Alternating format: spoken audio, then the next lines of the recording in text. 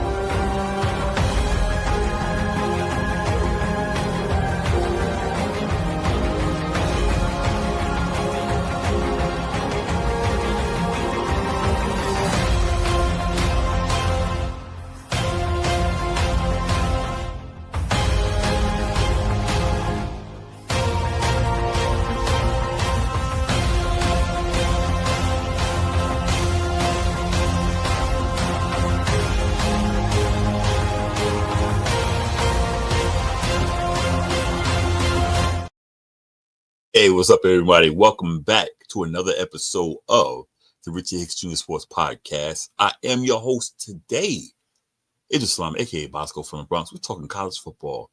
It's Saturday. We got a lot going on. And you're probably saying, what took so long for you guys to do a college football show?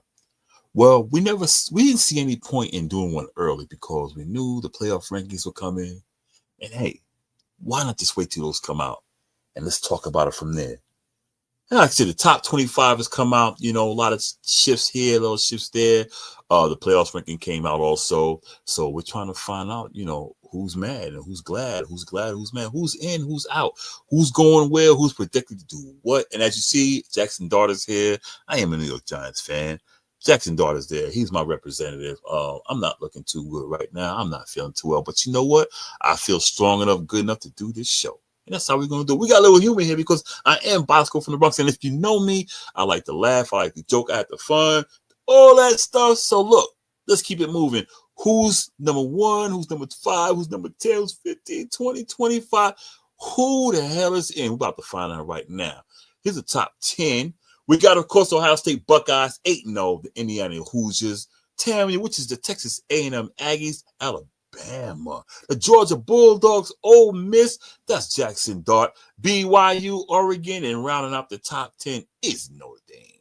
We also have the next five, Texas, OU, which is Oklahoma, Utah, UVA, in other words, University of Virginia, and the Louisville Cardinals. Rounding it out, as I said, that's the top 15, those who are in right now. Now, let's talk about this top 15. In fact, let's talk about the top 10 first. Let's talk about Ohio State. Should they be number 1? Some say yeah. Well, they won the national championship last year. I say no. I say they should be number 2. What they did last year has nothing to do with this year. Okay? Between them and Indiana 9-0, and Indiana has crushed the competition that Ohio State has just beaten. So you have to go by that. TAMU, should they be number 3? A lot of people argue that. Are they as good as they say they are? Because TAMU, which is Texas A&M, the Aggies, you know who they are. Usually about this time of season, they kind of fall apart. And they wind up being the fool's gold a lot of them think they are. But this team is very strong. They might be for real. But, you know, this conference is deep. Alabama at number 4, 7-1. Now, this is where things get tricky. People will say, well, how's Alabama right there? Alabama has 1 loss. There's a lot of teams on this list with 1 loss. But if you look at Alabama's strength of schedule, they've had a tougher one than Georgia, than Ole Miss, and the other guys in the Southeast Conference, SEC, as they like to call it. So I'm an LSU. I don't like Alabama. I don't like none of them in the SEC, but LSU. But I'm objective, and this team has shown they are of championship pedigree. This is not Nick Saban's team. So this is not Nick Saban's influence getting them to number 4, because we all had them dead in the water. But this team has won. Georgia at number 5, 7-1. I haven't looked too good lately. These are not those Bulldogs that we're used to seeing. We'll see how it goes. We're in the thick of the schedule, and everything right now is like, hey, who's going to win this SEC? And that conference, see, you got Ole Miss right behind them. So who's going to win that? BYU, skip over. Ole Miss, same thing as Georgia. SEC, they also have to play each other. Alabama, I mean, I have a thing for Ole Miss. I'm an LSU fan. I don't like them. Hey, I'm a Jackson Dart guy. And Tiger Nate is going to hate me for this, but I ain't going to lie, man. It's just the colors, man. Y'all give me a break, man. It's just the colors. Sometimes they like the New York Giants, man. Just say it. Give me a break, y'all. BYU, Cougars, the boys out of Utah. I'm kind of surprised at how they're doing right now. 8-0 is 8-0. But they're not playing anymore. But they're 8-0. Their strength of schedule, a little suspect to me. I would actually put Texas up there, or someone like that, or Louisville. Louisville got 2 losses too, but 8-0 is 8-0. Oregon and Notre Dame runs the top 10. Runs at the top 10. Notre Dame is surprising me. Not at number 10. Is how they recovered. At the start of the season, they looked like they were dead. Now they look like a championship squad. I got to give them credit. Other than Alabama, I can't stand Notre Dame. And I'm going to talk about Notre Dame later, but on a different level. I hate Notre Dame. However, this team is balling out. So you got to give them that props. I said Texas number 11, Oklahoma number 12, Utah at number 13, Virginia number 14, Louisville at 15. I think the team of that 5 that could jump is probably Texas, but they're going to need a little help. They're going to need Notre Dame to lose one. Oregon probably to lose a big one. Even BYU losing could jump Texas up there because of strength of schedule. But we'll see how that goes. I'm glad it did extend the playoffs to more games, so we should see good games, and we might see a lot of upsets. Who knows? These rankings are deeper than they have been in the past, because in the past it was usually Georgia and Alabama, Ohio State. Now anyone can win this thing, and with the collapsing of these conferences, with SEC has soaked up a lot of teams, and the Big Ten is like the freaking Big 100 now. They have Washington and Oregon and all of these guys over there.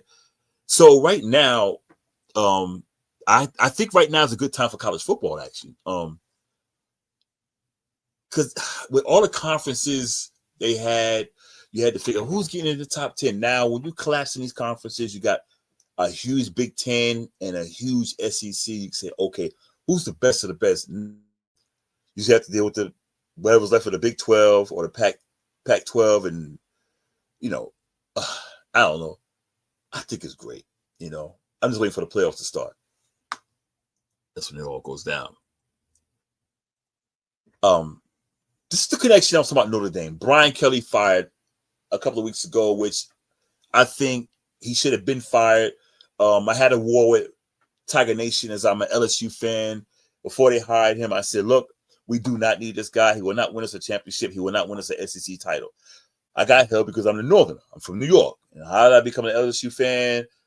Before I got out of high school, I wanted to go play football. I was going to be a running back and a receiver. And I was looking at LSU because I love the colors. I saw Charles Alexander as a kid, and I was like, wow, I like this guy. And I just latched on to them. I had a choice to go to there or USC or Arizona State. But being in New York, it was too far.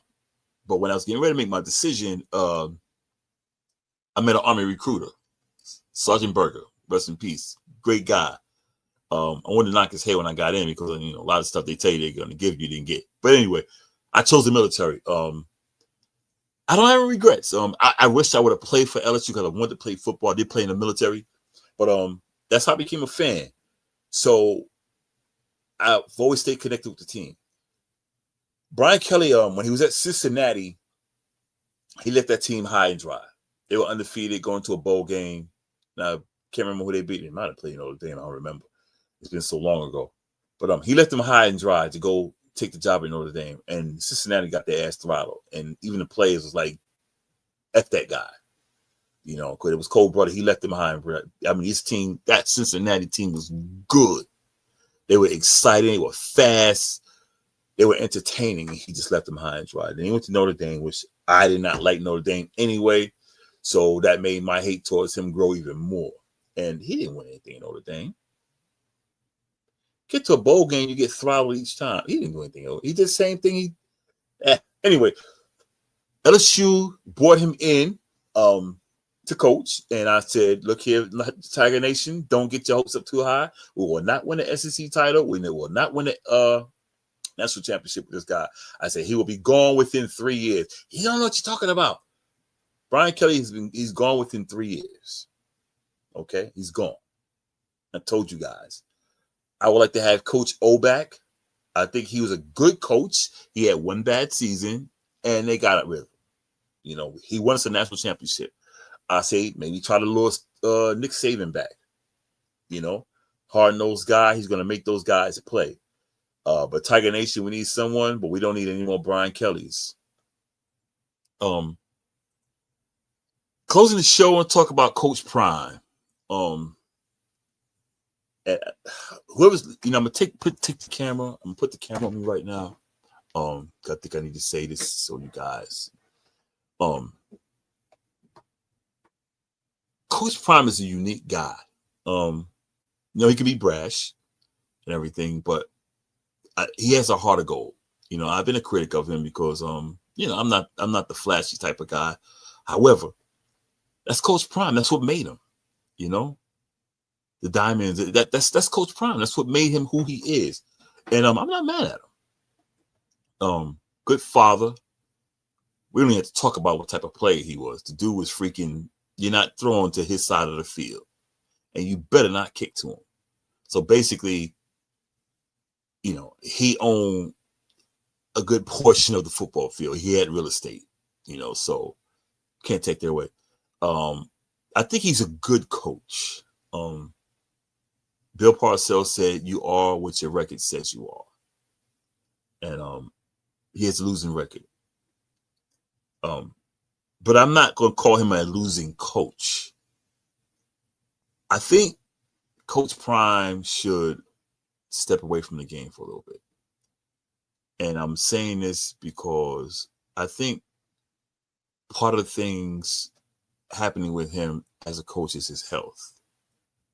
I may be wrong, but I have cancer myself. Mine is not as advanced as his is, but I have it, and I have issues. He's younger than I am, and being a college coach or any kind of coach, high school, college, whatever, it takes a strain on your body. And I know it's doing it to him. He's already had a toe amputated. So already we know his body is not that type of body he once had. He's a father of two young men that he's trying to help to succeed. I'm a father. And I know my load is not like his. I have a load because I got daughters. I got 4 daughters. But when I have my youngest, 22 years old, I spoil her. I really do. And I admit it. But that's my heart. And I know he's like that with his boys Shiloh and Shador. He did a lot to get them boys up there, plus Travis Hunter. So he's done a whole lot to get the boys up there. And that takes its toll on you also, along with coaching and dealing with the media and dealing with all this stuff. And he's still a family man. So you do that, then you have to coach on Saturday. You have to get team meetings. You have all this stuff going on. It can take a toll on you, man. And I'm saying to Coach Prime, man, we can be your critics sometimes. We can be knuckleheads about you. But we know that doesn't bother you. But we also say this, we love you, man. And we want to see you around for a while. And I want to see you sit down for a year or two Get your health right. Get your mind right. Get everything right and come back to coaching, because even if you don't go back to Colorado, someone's going to call you. Even if they call you down in the HBCUs again. But someone's going to call you. But I think the person to call you will be right where you are right now. It may not be Colorado, but it'll be on that level. Because, you bring a lot to the game, whether you're on the field as a coach, in the booth, in the broadcasting room, wherever. No matter where you go, they're going to know Prime's there, and they know Prime is going to bring in the views. And we need you, man. So, one black man to another, take time out, bro. Enjoy yourself, enjoy your family, come on back. Because we need you for a long time coming. Because there's still a generation out there who might have heard you, but they need to know who you are. You Coach Prime. All right? That's it, man. We love you, bro. Take care of yourself. Thank you for tuning in to another episode of the Rich Hicks Jr. Sportscast. Once again, I am Idris Salam, aka Bosco from the Bronx. Pardon my stuttering. Sometimes I talk too fast. I was like a little emotional when I was talking about Dion, for real. But please like and subscribe to the channel. We got a lot going on. We have a boxing show coming up again also. The college football preview will be every 2 weeks. We might make it every week as we get closer to the playoff, especially when the playoffs start. We'll probably have like 2 a week or whatever. Listen, we got boxing coming on. We got basketball coming on. Baseball will be around before you know it. Got a little while, but before you know it, baseball will be back. Hockey's going on. Yes, we have our hockey fans, and me, I am as a black man. I do love my New York Rangers. So, hey, check us out, man. Me, Richie, Zappy, Shed, we call him Carson Wentz because he looks just like Carson, and my boy Brent Badges. Check us out, y'all. We out. Peace, y'all.